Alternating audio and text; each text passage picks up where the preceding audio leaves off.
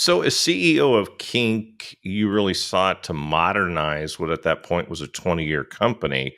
What was that like? You know, it was a lot of fun, honestly.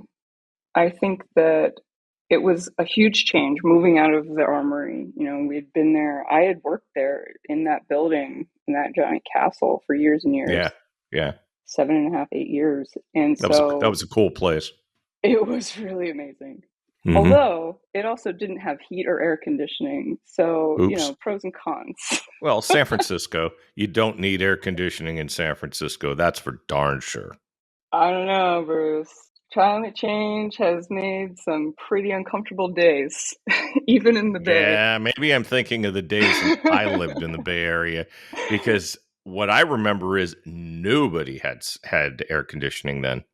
You didn't used to need it. Nowadays, there are a couple, even in the city itself, over 100 degrees, and that giant Every once in a stone while. building definitely Oh yeah, boy, I definitely bet it can retain holds on heat. to it.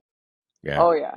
Sure. So, Well, I moving out remember of one the time armory. being at a jazz show in San Francisco, and it was just like really hot, and there was no air conditioning, and everyone was just dying. Oh yeah, because you don't expect it in San Francisco at Of all. course, It's of like, wait, course. what's going on here? But kind of trying to move into a different building, into one of like those sort of cool, startup-y brick exposed buildings in San Francisco, in Yeah. Soma, kind of changing our focus technologically.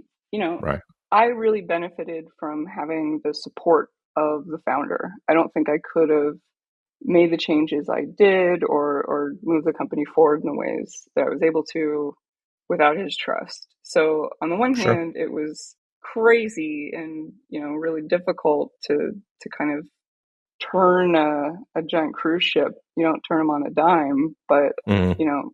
it was also just a real joy because I was surrounded by the absolute best human beings